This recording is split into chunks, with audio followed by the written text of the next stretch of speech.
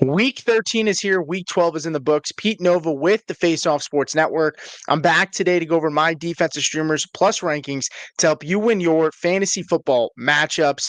Last week, the Jacksonville Jaguars were our number one streamer on the week.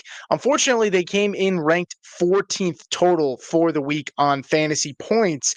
They generated 7 fantasy points and 6 total sacks against Jacoby Brissett and the Cardinals, which is what we were hoping for. But unfortunately, they didn't generate the turnovers. They gave up the yards. And 5 defenses in fantasy had touchdowns on defense or special teams. So all of those defenses ended up finishing ahead of the Jacksonville Jaguars. So unfortunately, we didn't get the big boom week from one of our streamers, but we still got a solid outing. 7 points is not bad. The Raiders were not as good as we had hoped, and neither were the Vikings. But let's turn the page. Let's look at week 13, and my favorite streamer on the week is going to be the Miami Dolphins. We tried this with the Dolphins against the Commanders, and it worked last time. We're coming back to the Dolphins here. They take on the Saints. They are at home in this one. Just 3% rostered across fantasy formats. We get a home team, a low point total, and a bad EPA offense. So we pretty much get everything that we are looking for, at least for the top 3 things that I look for when looking at streaming defenses and just ranking defenses in general. Home team, low point total, low EPA offense, right? A great EPA defense would be good as well. And the Dolphins have been kind of middle of the pack in terms of total EPA over the last couple of weeks. They've gotten better, though, right? The defense was pretty bad to start the year. They've kind of turned things around. No Jalen Phillips, but they still have Bradley Chubb there, and they're taking on a Saints team that gives up a lot of sacks, right? 11 sacks over their last 4 games. That's pretty much giving us a floor of 2 sacks per game over their last 4 and 9 turnovers during that span. No Alvin Kamara probably in this game. I mean, we thought there was a potential that he's completely tore his knee. It ended up just being a knee sprain, which is a really good thing, but I'm not expecting him to come back this early. So I'm expecting it to be a rookie quarterback with a rookie running back in Devin Neal. And it's hard to say what they're going to do. I would expect them to lean on maybe a little bit of Taysom Hill in this game, right? Obviously, Chris Olave, but they got to throw to him and you got to get the ball to him. And the Dolphins defense has been kind of stingy the second half of the year. When I look at this, as I said before, rookie quarterback starting, solid EPA defense over the last couple of weeks, bad EPA offense, home team, low point total. I like them the most out of all my streamers that we're going to talk about today. My second streamer on the week is going to be the San Francisco 49ers. They take on the Cleveland Browns. They are on the road in this one, 24% rostered across fantasy formats, but we get a low EPA offense with the Browns, and we get a low implied point total for the team with the Cleveland Browns as well. We just get an away team, which isn't great, but we do get a team that does give up sacks. The Cleveland Browns do give up sacks. Now, Shedeur Sanders only took 1 sack against the Raiders, which was actually a pretty good to see. But I think the big reason that happened is because they put out a game plan to be kind of conservative and kind of get the ball out quickly for him. He did have that one big throw downfield, which was nice to see. And then obviously the Jerry Jeudy play where Jeudy ended up doing Jerry Jeudy things and ended up fumbling on a big play, which kind of hurt that offense overall. But Shedeur Sanders, rookie quarterback, making his second full-time start against Robert Saleh, whose defense has struggled, but their defense has played better over the last couple of weeks, or at least maybe, actually, I'll rephrase that. They played better last week, right, against the Carolina Panthers. They shut down the run game, really, and they also forced Bryce Young to turn the football over. 2 interceptions from Bryce Young, just 1 sack in that game, but if we get some of those turnovers from Shedeur Sanders, where he did throw an interception and he could have had more because he was not the most accurate quarterback. 11 completions on 20 attempts last week. We're hoping for some turnovers. We're hoping for some sacks. San Francisco has not generated a ton of sacks, but they did have their best outing probably on the year with last week, where they ended up being the 6th ranked defense in terms of total EPA on the week. They did lose Fred Warner. They've lost Nick Bosa. They did make some additions at the deadline. Hopefully those additions are kind of going to start paying dividends for this defense because they could use it.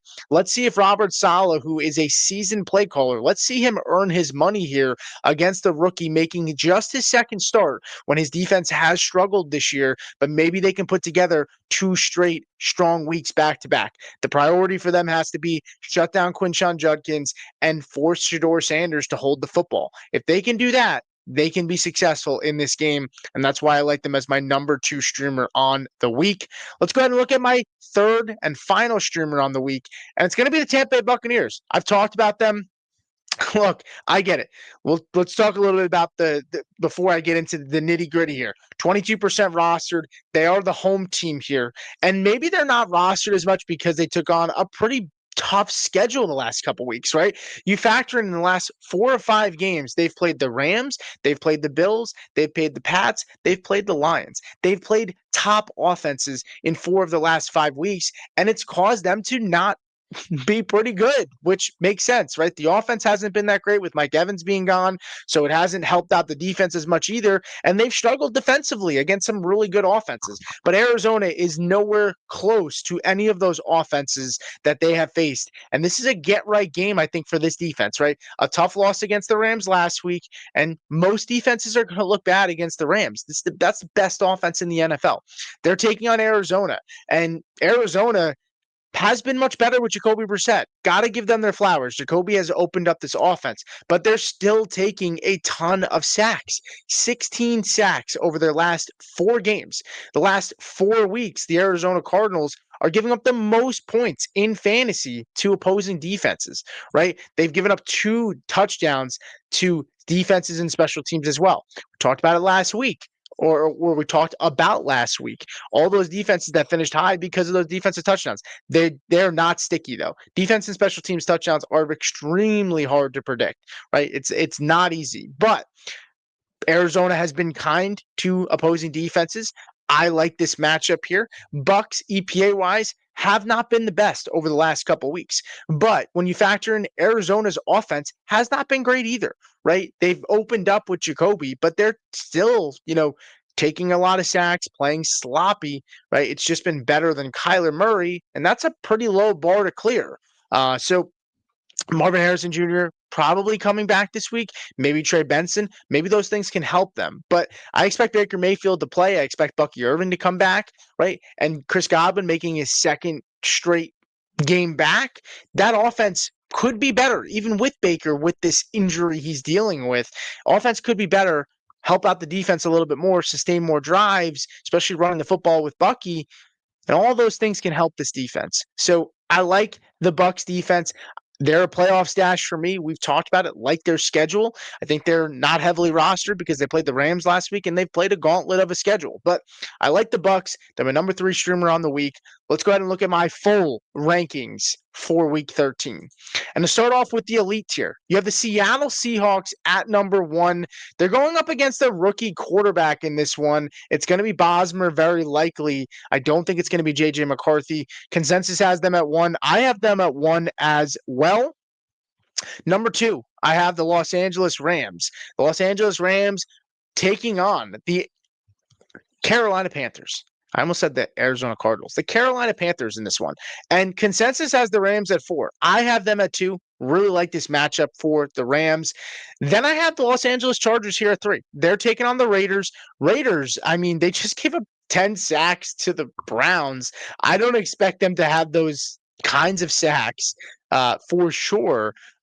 This Chargers defense not nearly as good as the Browns, but the Chargers coming off a bye after getting kind of their doors kicked in. They get to be at home in this one against the Raiders, and the Raiders coming off of a really tough loss against a bad team in the Browns. I expect the Chargers to come back ready to go. This is a must-win game. It's a statement game for the Chargers. I like them there at 3. Then I have my Denver Broncos at 4. I love the Broncos this week, but not as much as the other defenses. Reason being is just Denver not generating as many turnovers as we would like, and Washington has not turned the ball over a ton. It's likely going to be Marcus Mariota in this game, and I just don't love Denver on the road as much as I like the other teams. Still a really good start with really high floor. The ceiling maybe not as high. Then I have the Houston Texans here at number 5. Consensus has them at 7. I'm a little higher on the Texans this week than consensus. They take on the Colts, and I get it. Consensus maybe a little bit gun shy with the Colts, but Daniel Jones has fumbled, and he's also taken some sacks, and he's also turned the football over a decent amount the last 3 weeks. I expect the Houston Texans to continue rolling in a game that they need to win, right? I mean, this is a huge game for both teams here, right? Houston Texans, I don't know. It seems like they're not going to be with CJ Stroud again. It could be Davis Mills, but I like the Houston Texans against the Colts in this matchup. So this is going to round out the elite tier for me. Then we're going to move over to the very good tier, and it's going to start off with the Jacksonville Jaguars. Consensus has them at 5. I'm a little bit lower. I have them at 6. They're taking on Cam Ward, and this offense looked better last week. Cam Ward is cleaned things up a little bit. We'll see if they can string things together. The truth is, it feels like one or two of these defenses that are high in consensus is going to fail us, right? And it could maybe be the Jags this week, but I'm not banking that they're not. I'm not super low on them. The team that I am probably a little bit lower on is the Falcons, and we'll get to them just in a little bit. But and the Philadelphia Eagles here at number 8. They take on the Chicago Bears. They're at home in that one. They suffered some injuries. Reed Blankenship. We'll see how they go about that. That could be trouble considering it's a potent skill position offense when it comes to passing the football. And, that secondary being banged up is a little bit worrisome. But I will say about Caleb Williams, man, while that offense that team has won some games, Caleb has had really, really good turnover luck. I think that Vic Fangio can get to this quarterback. I think they can rattle him. I like the Eagles here at number 8. Then I have the New England Patriots here at number 9. I'm lower on consensus by just one. Patriots are number 8 on consensus. I have them at 9. They are at home against the Giants. It's likely going to be Jackson Dart. I'm not sure. We'll kind of have to play it by ear, and things might change a little bit. But I have them here at number 9. They are a home team. Their defense is playing really well. I have the Atlanta Falcons here at 10. I like the Falcons. They're playing the Jets, and the Jets have been the Jets. They're not very good. But one defense, I'm trying to start sniffing out who is the defense that's on fraud watch for the week. And it could be the Falcons. We've seen the Falcons turn in some pretty gross outings in some pretty plus matchups. Now, they had a good game for themselves last week against the Saints, but I still like them. I just have them here at 10. The San Francisco 49ers, I have at 11. Consensus has them at 12. I'm a little bit higher on them than consensus. Then the Tampa Bay Buccaneers, we talked about them. I have them at 12. Consensus has them at 13. A little higher on them than consensus is. We'll move over to the next tier here. This is the solid tier. And I had the Cleveland Browns here at 13. I wanted to put the Browns higher, but I came to find out that I'm higher on the Browns than consensus is.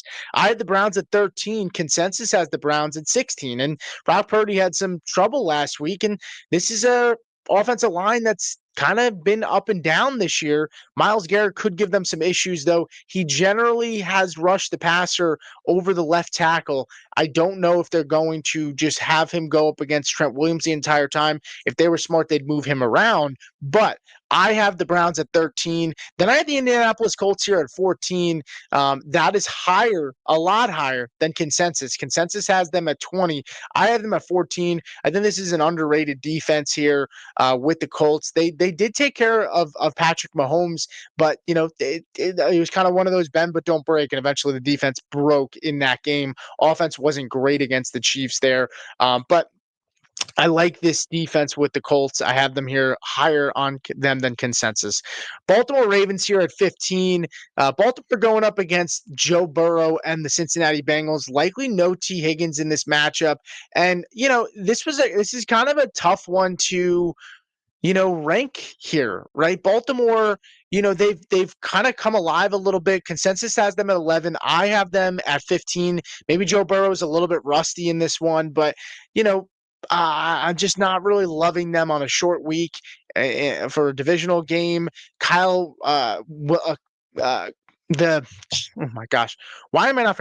Their stud Kyle whatever. I do not know. I'm drawing a blank live here, and I love this guy, but their best player in the secondary may not play in this one. He is injured. So we'll see how that goes. Then I had the Saints here at 16. Saints defense has kind of been good EPA wise. They're sneaky.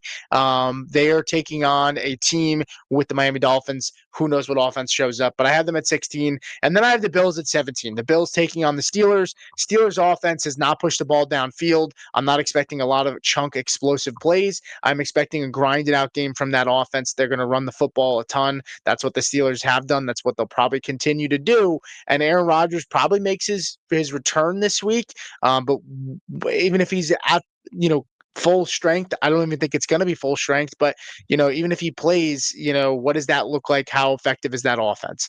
Let's go over to the interesting tier. And I have the Arizona Cardinals here at 18. Arizona Cardinals, they're at 14 by consensus. I think consensus is expecting, Baker Mayfield to not be good to go in this one, or maybe not as good.